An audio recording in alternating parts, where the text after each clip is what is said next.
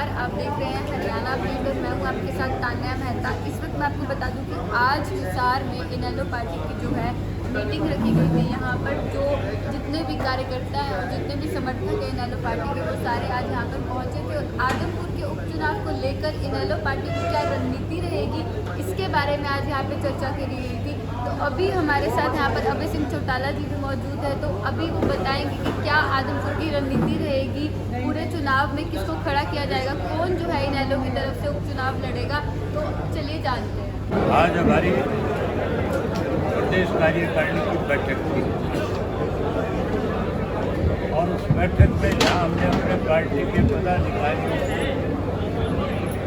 25 सितंबर को जो चौधरी देवीलाल जी का जन्मदिवस था, जो सम्मान दिवस के रूप में मनाया था, उसमें इन साथियों की जो जिम्मेवारी लगाई थी,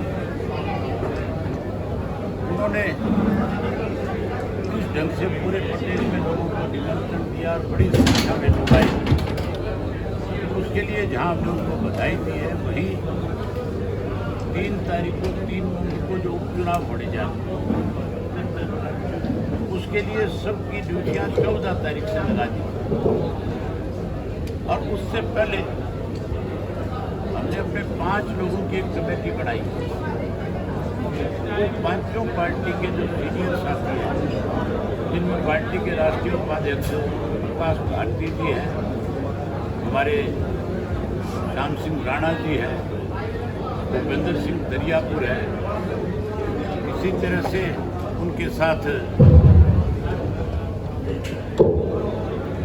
दरियापुर है और उनके साथ ओम प्रकाश बोरा एक्स MLA है, राजेश गोदार है। इन सबकी ड्यूटी लगाई है कि आप गांव-गांव में जाओगे, हमारे पार्टी के जो कार्यकर्ता हैं उन सबके साथ बैठक करोगे, उनसे 2-3 नाम किनको चुनाव लड़ाया जा सकता है, उन सबके नाम आप लेकर के आओ। हम 10 तारीख को वो अपनी रिपोर्ट सबमिट करेंगे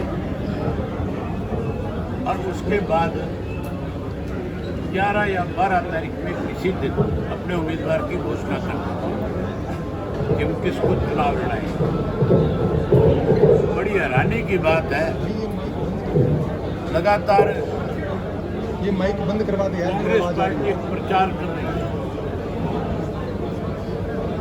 कि आदमपुर का चुनाव तो हमारा रहेगा। जिस पार्टी के पास प्रत्याशी नहीं है, जिनके पास लोकल कोई ऐसा एक साथी नहीं है जिसको वो टिकट दे करके चुनाव मैदान में जा सके, जो बाहर से प्रत्याशी जा करके यहाँ चुनाव लड़ने की बात करते हैं। इस कांग्रेस ने दावे किए थे इलाहाबाद का जो उपचुनाव था उसमें कि इलाहाबाद से हमारा प्रत्याशी जीतेगा, इलाहाबाद में इनकी जमानत जब्त हुई थी। यही हालत इनकी आदमपुर में होने वाली है। इससे अंदाजा नहीं लगता आपको कि जिनके पास उम्मीदवार भी नहीं है, जो बाहर से उम्मीदवार लेकर के आएगा, वो चुनाव कैसे लड़ेगा, कैसे चुनाव में आगे बढ़ेगा। कुलदीप बिश्नोई जी का जहाँ तक सवाल है, लोग अब की बार उनसे गांव में जब जाएंगे तो पूछेंगे कि कुलदीप जी आपने इस्तीफा क्यों दिया था, इस्तीफे के पीछे कारण क्या है, क्या ऐसी मजबूरी थी जिसके चलते आपको इस्तीफा देना पड़ा। ये इस्तीफा तो केवल इसलिए दिया गया है कि कुलदीप बिश्नोई को भी भाजपा की केंद्र की सरकार ने प्रदेश के मुख्यमंत्री ईडी का, इनकम टैक्स का और CBI का डर दिखाया। 200 करोड़ रुपए का इनकम टैक्स की तरफ से इनके ऊपर केस बनाया गया, जहाँ ये डर दिखा करके राज्यसभा में इससे वोट लिया, वहीं इसको कहा कि इस्तीफा भी दो और इस तरफ से इस्तीफा दिलवाया।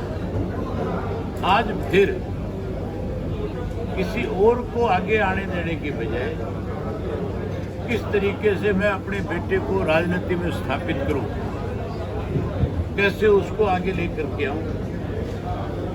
आज आदमपुर में क्या है, कोई और व्यक्ति ऐसा नहीं है जिसको टिकट दी जा सके।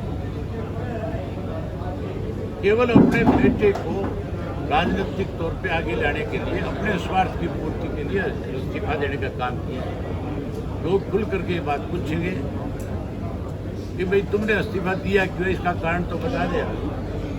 मैं तो आपसे भी करता हूँ, आपको भी ये पूछना चाहिए कुलदीप से कि आपने इस्तीफा क्यों दिया। लोग इनको तब तक वोट देते थे जब तक ये मुख्यमंत्री के पद की राजनीति करते थे। कुलदीप बिश्नोई ने हमेशा आदमपुर के लोगों से ये कहकर के वोट मांगा था कि आप मुझे वोट दो, मैं मुख्यमंत्री बनकर के आऊँगा, मैं चौधरी भजनलाल के तर्ज के ऊपर यहाँ विकास के काम कराऊंगा। अब क्या कह के वोट मांगेगा? अब तो जब जाएगा तो लोग पूछेंगे अब की बार क्या बनेगा। हमेशा तो मुख्यमंत्री के नाम पे वोट मांगे थे, नहीं हमारे तो हमें पकड़ाया, लेकिन अब की बार किसके नाम पे वोट दें तेरे को? क्या भव्य को राजनीतिक तौर पे स्थापित करने के लिए तेरे को वोट दिया जाए? इसलिए लोग समझदार हैं, लोग हर हालत के अंदर बहुत सोच समझ करके फैसला करेंगे। और मुझे नहीं लगता कि ये काट के हानि बारी बारी चढ़ती जाएगी। अब की बार फैसला लोग और अच्छे ढंग का करेंगे। भाई जी, आम आदमी पार्टी को कहाँ देखते हैं आप, क्योंकि उनकी तरफ से दो मुख्यमंत्री आदमपुर आ चुके हैं, वो शिक्षा का मुद्दा बनाकर चल रहे हैं, क्या लगता है सरकार है? हमारे यहाँ पे मुद्दा जो है सबसे बड़ा पानी का है, और विशेष तौर पे जो आदमपुर विधानसभा क्षेत्र है, यहाँ पानी की बहुत बड़ी किल्लत है। अगर हमें SYL का पानी मिलेगा तो कहीं जा करके आदमपुर की प्यासी धरती की प्यास बुझेगी। यहाँ मुद्दा पानी है, वो तो केवल दो बातें जानते हैं, और दोनों का दोनों बड़ा एक सफेद झूठ है। मोहल्ला क्लिनिक और शिक्षा, तीसरी तो कोई बात करते ही नहीं। क्या केवल दो ही चीजों से देश का सुधार हो जाएगा? देश के सुधार में बहुत सारी चीजों की जरूरत होती है, ये तो ढकोसले हैं केवल। सोनाली फोगाट की बहन रुकेश ढाका आदमपुर से चुनाव लड़ने की तैयारी कर रही हैं। आप भी नॉमिनेशन भर सकती हैं। उन्हें आप कहाँ देखते हैं? मैं कहता हूँ आप भी नॉमिनेशन भर सकते हैं। पर्चा तंत्र है, हर आदमी को, हर व्यक्ति को अधिकार है चुनाव लड़ने का। कोई भी चुनाव लड़े, चुनाव लड़ने से हर किसी के चुनाव के ऊपर मेरा काम नहीं है कि मैं प्रतिक्रियाएं दूँ कि वो चुनाव लड़ रहा है तो आप उसके बारे में क्या कहोगे, वो लड़ रहा है तो आप उसके बारे में क्या कहोगे। मैं अपने बारे में बता सकता हूँ, अपनी पार्टी के बारे में बता सकता हूँ। आदमपुर चुनाव का भाई 2024 के चुनाव में क्या सब देखते हैं? कोई असर नहीं पड़ने वाला। 2024 का चुनाव जो है उसके इश्यूज और होंगे। ये एक बाई इलेक्शन है। आदमपुर उपचुनाव इस बाई इलेक्शन के अंदर 2024 के चुनाव का कोई महत्व नहीं। सर, आदमपुर चुनाव INLD अकेले ही लड़ेगी या किसी समान विचारधारा की पार्टी से गठबंधन करने का? अकेले लड़ेंगे। विचारधारा तुम ये तो बताओ ना, कौन सी पार्टी ऐसी है जिसकी विचारधारा किसी के साथ मिलती है? तो पूर्व में आपने यहाँ बहुजन समाज पार्टी के साथ यहाँ तो मिलकर- सारे स्वार्थी लोग हैं जी। जसपा है तो स्वार्थ से भरी हुई है, भाजपा है तो स्वार्थ से भरी हुई है। कांग्रेस की हालत ऐसी है कि कांग्रेसी तो बेचारे आपस में लड़ते लड़ते नहीं थकते, सुबह से शाम तक जूतियों में दाल बटती है। इंडियन नेशनल लोकदल पार्टी चौधरी देवीलाल की विचारधारा है।